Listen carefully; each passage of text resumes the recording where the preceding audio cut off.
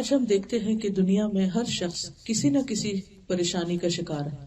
کبھی یہ پریشانیاں ہمارے ماحول میں ہوتی ہیں، کبھی براہ راست ہماری ذات سے متعلق ہوتی ہیں، کبھی انسان کسی بیماری کا شکار ہو جاتا ہے، کبھی بچوں کی طرف سے کوئی دکھ اور تکلیف ہوتا ہے، کبھی صحت کی خرابی ہوتی ہے.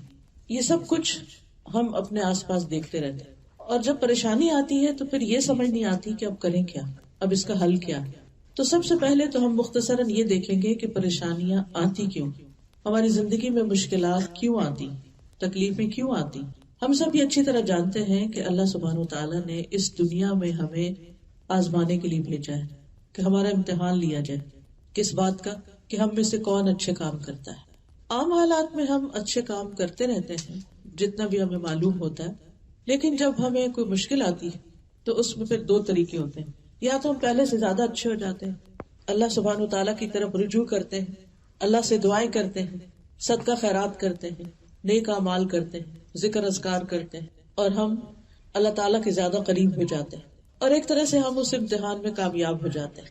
اور بعض اوقات ایسا بھی ہوتا ہے، بعض لوگ اللہ سے ناراض ہو جاتے ہیں اور جو کچھ کر رہے ہوتے ہیں وہ بھی چھوڑ دیتے ہیں اور وہ سیدھی راہ سے بہت دور نکل جاتے ہیں. تو ہمیں یہ یاد رکھنا چاہیے کہ یہ دنیا امتحان کے لیے ہے، اور اس میں انسان کا مختلف طریقوں سے امتحان ہوتا رہے گا. اللہ سبحانہ وتعالیٰ نے قرآن مجید میں خود بھی فرمایا وَلَنَبْلُوَنَّكُمْ بِشَيْءٍ مِّنَ الْخَوْفِ وَالْجُوعِ وَنَقْصٍ مِّنَ الْأَمْوَالِ وَالْأَنفُسِ وَالثَّمَرَاتِ وَبَشِّرِ الصَّابِرِينَ الَّذِينَ إِذَا أَصَابَتْهُمْ مُصِيبَةٌ قَالُوا إِنَّا لِلَّهِ وَإِنَّا إِلَيْهِ رَاجِعُونَ أُولَٰئِكَ عَلَيْهِمْ صَلَوَاتٌ مِّن رَّبِّهِمْ وَرَحْمَةٌ وَأُولَٰئِكَ هُمُ الْمُهْتَدُونَ. ہم ضرور تمہیں آزمائیں گے ساتھ کسی بھی چیز کے، خوف میں سے، بھوک میں سے، مال، جان، پھلوں کی کمی میں سے، اور خوشخبری دے دیجیے صبر کرنے والوں کو کہ جب ان پہ مصیبت آتی ہے تو وہ کہتے ہیں انا للہ و انا الیہ. ایسے لوگوں پر رب کی رحمتیں ہوتی، نوازشیں ہوتی، اور ایسے لوگ ہدایت یافتہ ہوتے ہیں، یعنی اپنے امتحان میں کامیاب ہو جاتے ہیں. تو پہلی بات تو یہ کہ یقینی طور پر تکلیفیں آئیں گی، ایک ختم نہیں ہوتی تو ایک اور آگے آ جاتی ہے، ایک امتحان سے انسان نکلتا ہے تو ایک دوسرا امتحان آ جاتا ہے. دوسری اہم بات یہ ہے کہ بعض اوقات تکلیفیں انسان کے اپنے ہاتھ کی کمائی کا نتیجہ ہوتی. قرآن مجید میں آتا ہے وَمَا أَصَابَكُم مِّن مُّصِيبَةٍ فَبِمَا كَسَبَتْ أَيْدِيكُمْ وَيَعْفُو عَن كَثِيرٍ. اور جو بھی تمہیں کوئی مصیبت پہنچی تو اس کی وجہ یہ ہے جو تمہارے ہاتھوں نے کمایا، اور وہ بہت سی چیزوں سے درگزر کر جاتا ہے. تو بہت دفعہ ہم پر آنے والی کوئی مصیبت، کوئی تکلیف، کوئی دکھ، کوئی بیماری، کوئی غم ہمارے اپنے گناہوں کا نتیجہ ہوتا ہے، ہمارے اپنے اعمال کی وجہ سے ہوتا ہے. اب اس میں انسان کو پہچاننے کی ضرورت ہوتی ہے کیونکہ عموماً جو تکلیف ہوتی ہے وہ عمل سے ملتی جلتی ہوتی. مثلاً اگر کوئی شخص والدین کا نافرمان ہوتا ہے، اپنے ماں باپ کی کیئر نہیں کرتا، خصوصاً ان کے بڑھاپے میں، تو پھر ایسی اولاد جب جوان ہوتی ہے تو اللہ سبحانہ وتعالیٰ دنیا میں ہی، اور خصوصاً جوان ہونے کے بعد جب وہ بڑھاپے کی عمر کو پہنچتی ہے تو ان کو ان کا بدلہ دنیا میں ہی دے دیتے ہیں ان کی اولاد کی نافرمانی کی شکل میں. اور والدین کی فرما برداری اور والدین کے ساتھ حسن سلوک کا نتیجہ کیا ہوتا ہے کہ انسان کو دنیا میں اللہ سبحانہ وتعالیٰ اولاد کی طرف سے آنکھوں کی ٹھنڈک نصیب کرتا ہے. اسی طرح ہم دیکھتے ہیں کہ بعض بیماریاں، ان میں کیا ہوتا ہے، جسمانی بیماریاں، جیسے ہم اپنی جان پر خود ہی ظلم و زیادتی کرتے ہیں، ایسی چیزیں کھا لیتے ہیں یا پھر کوئی ایسے کام کرتے ہیں کہ جس کی وجہ سے ہمارا جسم بیمار پڑ جاتا ہے. تو ہمارے اپنے ہاتھوں کی کمائی. بعض اوقات یہ بھی ہوتا ہے کہ ہم کھانے پینے میں تو بہت احتیاط کرتے ہیں، لیکن کچھ اور ایسے اللہ کی نافرمانی کے کام کر رہے ہوتے ہیں، جیسے کمائی ہی حلال کی نہیں، اس کے اندر گڑبڑ ہے، یا پھر یہ کہ کسی کا حق مارا ہوا ہے، کسی پہ ظلم و زیادتی کی ہوئی ہے. ہمارے معاشرے میں کتنا عام ہے یہ کہ جب والدین فوت ہو جاتے ہیں تو اولاد میں سے جو طاقتور ہوتا ہے وہ دوسرے بہن بھائیوں کا حق مان لیتا ہے، اس کو دبا کے بیٹھ جاتا ہے، ان کو حصہ نہیں دیتا، یا دیتا تو صحیح طور پر انصاف کے ساتھ نہیں دیتا. گھر گھر میں یہ شکایتیں عام ہیں، اور ہم یہ نہیں سوچتے کہ یہ مال جو ہم نے کسی کے حق کا چھین کر زبردستی ہتھیا لیا ہے، یہ ہمارے اپنے لیے وبال جان ہو سکتا ہے. اسی طرح بعض اوقات کوئی ہمیں ہرٹ کرتا ہے، کسی کی بات ہمیں بہت بری لگ جاتی، ہم بھول چکے ہوتے ہیں کہ ہم نے بھی کسی کو ہرٹ کیا تھا کبھی اور اس سے سوری تک نہیں کیا. کبھی ایسا ہوتا ہے کہ ہم کسی دوسرے پہ ہنس دیتے ہیں کوئی بیمار ہے، کوئی تکلیف میں ہے، تو ہم اس کا مذاق اڑانے لگتے ہیں، اور وہ جو کسی کا مذاق اڑایا ہوتا ہے وہ اپنے سامنے آ جاتا ہے. کبھی کسی کے غریب ہونے پر، کسی کے مال کے کم ہونے کی وجہ سے ہم اس کو حقیر سمجھنے لگتے ہیں، اس کو اہمیت نہیں دیتے. یہ تو غریب ہے، یہ تو جاہل ہے، زیادہ پڑھا لکھا نہیں، یہ اس کا تو کوئی اسٹیٹس ہی نہیں. ایسے لوگوں پہ لوگ دروازے بند کر دیتے ہیں، ان کو ریجیکٹ کر دیتے ہیں، ان کو اپنا رشتہ دار ہی نہیں مانتے. یہ کس کے طرف دکھ دینے والی، تکلیف دینے والی باتیں ہوتی ہیں. کہ اللہ سبحانہ و تعالیٰ بہت انصاف کرنے والا ہے. پھر ایسا ہوتا ہے کہ اللہ سبحانہ و تعالیٰ ہمارا واسطہ کسی ایسے سے ڈال دیتا ہے جو ہمارے ساتھ وہی سلوک کرتا ہے جو ہم نے کسی اور کے ساتھ کیا ہوتا ہے. تو جب بھی کوئی تکلیف آئے، جب بھی کوئی پریشانی ہو، اس وقت انسان کو یہ سوچنا چاہیے کہ یہ کیوں آئی، کہیں ایسا تو نہیں کہ میرے اپنے ہی ہاتھوں کی کمائی ہے. تو یہ بات یاد رہے گی، چھوٹی تکلیف ہو یا بڑی تکلیف ہو، جب کسی پر تکلیف آئی ہو تو ہمیں یہ دیکھنا چاہیے کہ ہمارا اس کے ساتھ رویہ کیا ہے، ہم اس کے ساتھ کیا معاملہ کر رہے ہیں، اس کو کس طرح ٹریٹ کر رہے ہیں. کہ بعض اوقات ایسا ہوتا ہے نا کہ کوئی بیمار ہوتا ہے تو ہم اس کو ڈانٹنا شروع کر دیں، کیوں یہ کھایا تھا، کیوں یہ کیا تھا، اور پھر وہ مصیبت ہم پہ خود آ جاتی. ضروری نہیں ہوتا کہ کسی پر جو تکلیف آئی ہے اس کا انالیسس کرنا شروع کر دیں اور اس کو تان و تشریح کرے. ہمیں یہ دیکھنا چاہیے کہ ہم پر جو آیا ہے یہ کیوں آیا ہے، اور اب اس کا ازالہ اور اس کا علاج کیسے کریں. اسی طرح ایک اور وجہ یہ ہوتی ہے کہ انسان اللہ کے ذکر، اللہ کی عبادت اور اللہ تعالیٰ کے حقوق ادا کرنے سے گریز کرتا ہے، ان کی طرف توجہ نہیں کرتا، جس کی وجہ سے انسان کی دنیا کی زندگی میں تنگی آ جاتی. نہ نماز وقت پر ہے، نہ زکوٰۃ ادا کرنے کی فکر ہے، نہ حج کی پرواہ ہے. یعنی اللہ سبحانہ تعالیٰ کے ذکر کی، اللہ کی یاد اور اللہ کے حقوق کی جتنی بھی قسمیں ان میں کوتاہی بھی انسان کے لیے مشکلات کا باعث بنتی ہے. ایسا کیوں ہوتا ہے؟ کیونکہ اللہ سبحانہ تعالیٰ اپنے بندے پر مہربان ہے. وہ چاہتا ہے کہ آخرت کی تکلیف سے پہلے دنیا کی تکلیف میں مبتلا ہو کر یہ شخص واپس پلٹ آئے، توبہ کرے، اللہ کی طرف رجوع کرے، اللہ کا ذکر کرے، اللہ کو یاد کرے.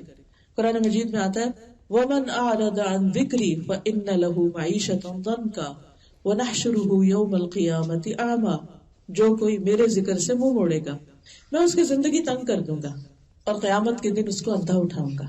تو اللہ کی یاد سے منہ موڑنا، اللہ کی یاد سے بے پرواہ ہونا، اللہ کی کتاب کو چھوڑ دینا انسان کے لیے مشکلات اور پریشانیوں کا باعث بنتا ہے.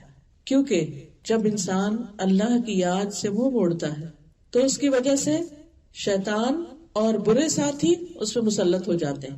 ابھی آپ نے مغرب کی نماز میں جو تلاوت سنی ہوگی، کتنی خوبصورت تلاوت تھی کہ اللہ ولی الذین آمنوا یخرجہم من الظلمات الی النور. اللہ ایمان والوں کا دوست ہے، انہیں اندھیروں سے نکال کے روشنی کی طرف لاتا ہے. والذین کفروا اولیاءہم الطاغوت. اور وہ لوگ جنہوں نے کفر کیا ان کے دوست طاغوت ہیں، شیاطین ہیں. یخرجونہم من النور الی الظلمات. جو انہیں روشنی سے اندھیروں کی طرف لے جاتے ہیں، ہدایت سے گمراہی کی طرف لے جاتے ہیں. تو جو شخص اللہ کے ذکر سے منہ موڑتا ہے اللہ سبحانہ تعالیٰ اس پر شیاطین کو مسلط کر دیتے ہیں. من یعش عن ذکر الرحمن نقیض له شیطانا فهو له قرین وانہم لیصدونہم عن السبیل ویحسبون انہم مہتدون. اور جو شخص رحمان کے ذکر سے آنکھیں بند کر لیتا ہے ہم اس پر ایک شیطان مسلط کر دیتے ہیں جو اس کا ساتھی بن جاتا ہے، اور بے شک وہ ضرور انہیں اصل راستے سے روکتے ہیں اور وہ سمجھتے ہیں کہ وہ سیدھی راہ پہ جا رہے ہیں. یہاں تک کہ جب وہ ہمارے پاس آئے گا تو کہے گا اے کاش میرے اور تیرے درمیان 2 مشرقوں کا فاصلہ ہوتا. بس وہ برا ساتھی ہے. اب دیکھیے کہ شیطان کے مسلط ہونے کی علامتیں کیا ہوتی ہیں کہ انسان کا نیکی کے کاموں میں دل نہیں لگتا، اس کا ذکر کی مجلسوں سے دل اچاٹ ہوتا ہے، قرآن پڑھنے کا دل نہیں کرتا، نماز میں دل نہیں لگتا، کوئی درس و تدریس کی مجلس ہو تو وہاں جانے کا دل نہیں کرتا. اور یہ تو وہ شیطانی اثر ہوتا ہے کہ جو ہمیں نظر نہیں آتا، جو ویزیبل نہیں ہوتا.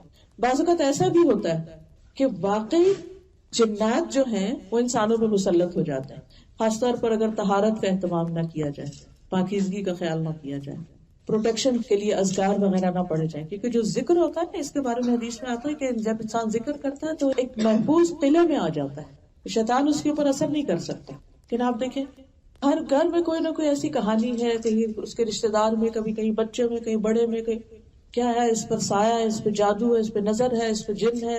یہ کیوں ہے؟ انہیں کیسے جرت ہوگی کہ آئیں؟ اس کی وجہ کیا تھی؟ قرآن یہ بتاتا ہے جو رحمان کے ذکر سے غفلت برتتا ہے اس پر ہم شیطان مسلط کرتے ہیں اور وہ اس کا ساتھی بن جاتا ہے اور پیچھے پڑ جاتا ہے اس کے. اور ان سے بچنے کا طریقہ بھی کیا ہے پھر کہ ان سے انسان کیا کرے؟ اللہ کے ذکر سے مدد لے. پھر اسی طرح جب انسان اللہ کی عبادت سے روگردانی کرتا ہے تو انسان کی محتاجی اور فقر اس کے احساس میں اضافہ ہو جاتا ہے کہ میرے پاس کچھ نہیں. ہوتے ہوئے بھی انسان کے اندر مالی محتاجی اور کمی کا ایک خوف لاحق ہو جاتا ہے اس کو. ابو ہریرہ کہتے ہیں کہ رسول اللہ صلی اللہ علیہ وسلم نے فرمایا، اللہ تعالیٰ فرماتے ہیں، حدیث قدسی ہے، اے ابن آدم تم اپنے آپ کو میری عبادت کے لیے فارغ کر لو، میں تمہارے دل کو بے نیازی سے بھر دوں گا اور تمہارا فقر دور کروں گا، تمہاری محتاجی دور کروں گا.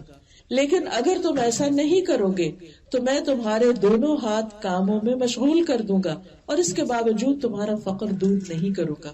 دو جابز کرنے کے باوجود، دن رات کام کرنے کے باوجود، قرضے ہیں کہ اتر نہیں رہے، ضروریات ہے کہ پوری نہیں ہو رہی، ہر وقت ایک خوف اور بے چینی مسلط ہے سر پہ کہ کیا بنے گا، ہمارا کیا بنے گا، بچوں کا کیا بنے گا.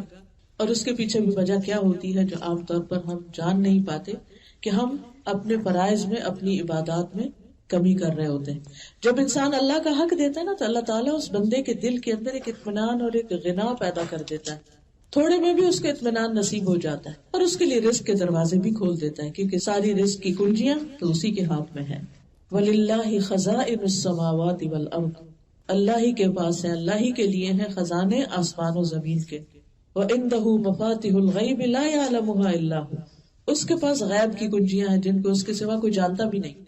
یعنی اس نے وہ کچھ رکھا ہوا ہے کہ جس کے بارے میں اس کے سوا کسی کو بھی نہیں پتا ان خزانوں کو. وَإِن مِّن شَيْءٍ إِلَّا عِندَنَا خَزَائِنُهُ وَمَا نُنَزِّلُهُ إِلَّا بِقَدَرٍ مَّعْلُومٍ، کوئی چیز ایسی نہیں کہ جس کے ہمارے پاس خزانے نہ ہو، ڈھیروں ڈھیر ہے لیکن ہم اس کو ایک مخصوص اندازے اور ایک مقدار کے مطابق اتارتے ہیں. اللہ کے پاس کسی چیز کی کمی نہیں، کمی ہم میں ہے کہ ہم اس کی طرف سچے دل سے رجوع نہیں کرتے. پھر اسی طرح ایک حدیث سے یہ پتہ چلتا ہے کہ جو شخص صرف دنیا کی فکر میں مشغول رہتا ہے، اس کا ہم و غم اور پریشانی اور فکر ہر وقت دنیا دنیا دنیا ہے، تو اللہ تعالیٰ اس سے بے نیاز ہو جاتا ہے، کیونکہ وہ اللہ کو بلا کر صرف دنیا کا غلام بن جاتا ہے. نبی صلی اللہ علیہ وسلم نے فرمایا، جو اپنے غموں کو ایک ہی غم بنا لے، یعنی آخرت کا غم، آخرت کا فکر، تو اللہ تعالیٰ اس کے دنیا کے غموں سے اسے کافی ہو جائے گا. یعنی جسے آخرت کا غم لگ جاتا ہے، اللہ تعالیٰ اسے دنیا کے غموں سے بے نیاز کر دیتے ہیں، اس کے دنیا کے غم دور کر دیتے ہیں، کیونکہ اس کو ایک بڑی فکر لگی ہوئی. تو یہ چھوٹی چھوٹی چیزیں اس کو بادر نہیں کرتی. وہ کہتا کوئی بات نہیں، یہ چیز نہیں ہے، یہ ختم ہو گیا، سب کچھ ختم ہونے والا ہے، سب جانے والا ہے. فکر کرنی چاہیے وہاں کی کہ وہاں کچھ نہ ہوا تو کوئی دینے والا نہیں ہوگا پھر. اور فرمایا کہ اور جس کو پریشانیاں ادھر ادھر بھٹکا کر لے جائیں، اللہ اس کی پرواہ نہیں کرے گا کہ وہ دنیا کی کس وادی میں ہلاک ہو کر گرتا ہے، کہاں جاتا ہے. اس لیے حالات کیسے بھی ہوں، رجوع اللہ ہی کی طرف کرنا چاہیے، مدد اسی سے مانگنی چاہیے، توجہ اسی کی طرف کرنی چاہیے، کیونکہ مشکل آسان بھی وہی کرنے والا ہے. پھر اسی طرح جب انسان دنیا کی حرص زیادہ رکھتا ہے، دنیا کی محبت زیادہ رکھتا ہے، تو اس سے اللہ کی محبت میں بہرحال کمی آتی ہے. نبی صلی اللہ علیہ وسلم نے فرمایا، قیامت قریب آ چکی ہے لیکن لوگوں میں دنیا کی حرص ہی بڑھے گی. یعنی جو زندگی بڑھتی جاتی ہے، انسان کی بڑھاپے کی طرف جاتا ہے تو دنیا کی حرص کم نہیں ہوتی. اسی طرح ہم سب کہتے ہیں کہ اب آخری زمانہ آ گیا ہے اور یہ سب، لیکن اس کے باوجود ہر دور میں، ہر آنے والے دور میں پچھلے سے زیادہ دنیا کی محبت اور مادہ پرستی اور دنیاوی عیش و عشرت کی زیادتی اور ان کو فراہم کرنے کے جو انتظامات ہیں ان کی طرف ہم سب کی فکر زیادہ ہوتی. اور پھر اس بات سے بھی ڈرنا چاہیے کہ اگر ہم اللہ کو ناراض کر کے جی رہے ہیں اور پھر بھی ہماری زندگی میں کچھ خوشحالی ہے، پریشانی اور فکر نہیں، کہ ہم یہ کہہ سکتے ہیں نہیں ہم تو اپنی مرضی سے ہی ذکر اذکار نماز کرتے ہیں اور پھر بھی ہمیں تو کوئی ایسی بڑی بات نہیں، تو یہ اللہ تعالیٰ کی طرف سے ایک ڈھیل ہوتی ہے. اس کو استدراج کہتے ہیں کہ اللہ تعالیٰ بندے کو ڈھیل دیتا ہے کہ بندے جب اللہ تعالیٰ کو بھولتے جاتے ہیں، اللہ تعالیٰ اتنی دنیا ان پہ فراخ کرتا چلا جاتا ہے اور پھر ایک وقت آتا ہے کہ اچانک پکڑ لیتا ہے. اس لیے اگر نافرمانیوں کے باوجود رزق میں اضافہ ہو رہا ہے، اللہ سے دوری کے باوجود دنیا آسان ہو رہی ہے، تو اس کو بھی اپنے لیے خوش قسمتی کی علامت نہیں سمجھنا چاہیے، کیونکہ کسی وقت بھی پکڑ آ سکتی ہے، کیونکہ اللہ کی نافرمانی میں کوئی خیر نہیں، کوئی کامیابی نہیں. تو اصل میں پھر مشکلات کا حل، تکلیفوں سے نجات، یہ صرف اللہ کی طرف رجوع کرنے میں ہی ہے. تو پھر کرنا کیا چاہیے ہمیں؟ کوئی چھوٹا دکھ ہے یا بڑا دکھ، کوئی چھوٹی فکر ہے یا بڑی، کوئی پریشانی ہے، تو پہلی بات یہی ہے کہ اللہ سے اپنا تعلق مضبوط کریں، اللہ کو دوست بنا لیں، اللہ کو اپنا ولی بنا لیں، اللہ سے توبہ کریں، اللہ کی طرف رجوع کریں، کیونکہ اللہ سبحانہ وتعالی کے پاس ہر مسئلے کا حل ہے. کوئی مشکل ایسی نہیں کہ جو اللہ کے لیے مشکل ہو. ساری دنیا بھی بعض اوقات مل کر آپ کی کوئی مشکل دور نہیں کر سکتی، لیکن اللہ اس کو دور کر سکتا ہے، کیونکہ وَلِلَّهِ مُلْكُ السَّمَاوَاتِ وَالْأَرْضِ، آسمان و زمین کی بادشاہت اللہ ہی کے لیے، ہر چیز کا مالک ہے. وَاللَّهُ عَلَى كُلِّ شَيْءٍ قَدِيرٌ، اور اللہ ہر چیز پر قدرت رکھتا ہے، سب کچھ اس کے کنٹرول میں ہے. وہ کن کہہ دے تو کوئی مشکل ہی نہ رہے. تو ہمیں کیا کرنا چاہیے؟ اللہ سبحانہ تعالیٰ کی طرف رجوع کرنا چاہیے، اللہ کی طرف لوٹنا چاہیے. نبی صلی اللہ علیہ وسلم، صحابہ اور امت کے نیک لوگوں کا ہمیشہ یہی طریقہ رہا ہے، یہی وتیرہ رہا ہے کہ کوئی چھوٹی پریشانی آئی ہے، بڑی حتیٰ کہ اگر چراغ بھی بجھ گیا تو انہوں نے کیا کہا؟ انا للہ و انا الیہ. ہر نقصان کے اوپر اللہ کی طرف رجوع، اللہ کی طرف پلٹنا، کیونکہ اللہ تعالیٰ فرماتا ہے کہ میں اپنے بندے کے گمان کے ساتھ ہوتا ہوں، جو وہ میرے ساتھ گمان رکھتا ہے. جب وہ مجھے یاد کرتا ہے تو میں اس کے ساتھ ہوتا ہوں، اگر وہ دل میں یاد کرتا ہے تو میں بھی دل میں یاد کرتا ہوں، اگر بھری محفل میں یاد کرتا ہے تو اس سے بہتر محفل میں یاد کرتا ہوں، اگر وہ میری طرف ایک بالشت آتا ہے تو میں اس کی طرف ایک گز آتا ہوں، اگر وہ ایک گز میری طرف آتا ہے تو میں 2 گز اس کے قریب ہوتا ہوں، اگر وہ چلتا ہوا میری طرف آتا ہے تو میں دوڑتا ہوا اس کے پاس آتا ہوں. تو ضرورت اس بات کی ہے کہ ہم اللہ کی طرف پلٹیں، اس کی طرف رجوع کریں اور اپنی حاجتیں، اپنی مشکلات، اپنے دکھ اللہ کے سامنے رکھیں. ہم عام طور پر بندوں کے سامنے رکھتے ہیں اور ہر ایک کو اپنی داستان سناتے رہتے جہاں موقع مل جائے، لیکن اللہ کے سامنے نہیں رکھتے اس طرح جس طرح رکھنے کا حق. اور ہوتا پتہ کیا ہے، جب ہم 10 لوگوں کو کہانی سنا چکے ہوتے ہیں نا تو تھوڑا ہمارا دل سکون میں آ جاتا ہے، تو پھر وہ دعا مانگنے میں وہ لذت ہی نہیں رہتی. لیکن اگر وہ بھرے ہوئے دل کے ساتھ ہم اللہ کی طرف رجوع کریں تو آپ دیکھیں آپ کی آنکھیں بھی بہنے لگیں گی، آنسو آنے لگیں گے اور آپ کے دل سے دعائیں نکلیں گی وہ پوری سسکیوں کے ساتھ. اور اس وقت جو آپ کو راحت اور سکون ملے گا وہ کسی انسان سے بات کر کے نہیں ملے گا، کیونکہ بندوں سے جب انسان بات کرتے یہ خوف بھی ہوتا ہے کہ پتہ نہیں یہ کیا سمجھ رہا ہے یا کسی اور کو بتا دے گا. اور خاص طور پر جب ہمیں اس کی طرف سے وہ رسپانس نہ ملے جو ہم ایکسپیکٹ کر رہے ہوتے ہیں. اور آپ نے کئی دفعہ تجربہ کیا ہوگا کہ بھلے آپ اپنی تکلیف دکھ اپنی ماں کو بھی بتائے نا کبھی، تو وہ پوری طرح نہیں سمجھ پاتی کہ بچہ کہنا کیا چاہ رہا ہے، کیونکہ بعض اوقات ہمیں بتانا بھی نہیں آ رہا ہوتا، ہم کچھ اور بتا رہے تھے وہ کچھ اور سمجھ رہے ہوتے، اور بعض اوقات سن کے ڈانٹنا بھی شروع کر دیتے. اور بعض اوقات وہ بیزار بھی ہوتے ہیں کہ جیسے ہسبینڈ ہیں، اگر ہر وقت آپ اپنا رونا دھونا ان کو سنائے تو کیا جواب ملتا ہے. اسی طرح بہن بھائی ہیں، وہ بھاگنا شروع ہو جاتے ہیں. ایسے شخص سے سب اوائڈ کرنے لگتے ہیں. تو بندوں سے